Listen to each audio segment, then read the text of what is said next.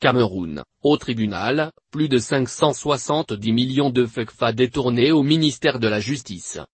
8 personnes sont accusées d'avoir ponctionné cette somme du compte d'affectation de ce département ministériel à la Trésorerie générale de Yaoundé pour payer une dizaine de marchés publics prétendument réalisés dans le Septentrion.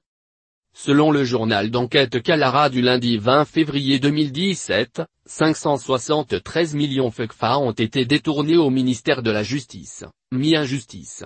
Au cœur de cet important coup de vol, 8 personnes toutes incarcérées à la prison centrale de Kodangui, et poursuivies pour détournement de fonds publics et de complicité.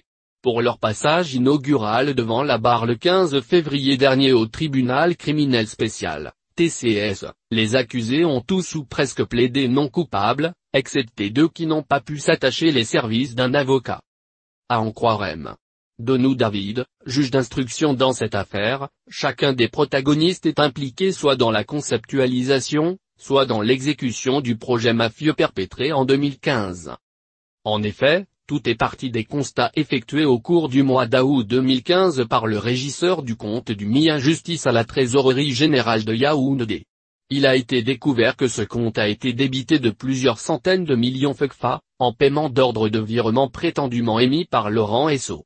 À l'observation des dits documents, il est apparu que les établissements Sorimex et Camesco ont bénéficié de 572,870 millions FCFA de règlement des factures liées à de supposés travaux de réfection ou d'aménagement de certains palais de justice dans les régions de la Dabawa, du nord et de l'extrême nord du Cameroun, peut-on lire dans le journal.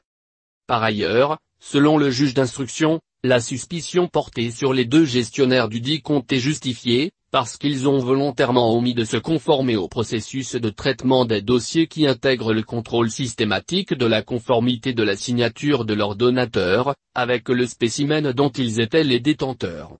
La date de la prochaine audience est prévue pour le 1er mars prochain.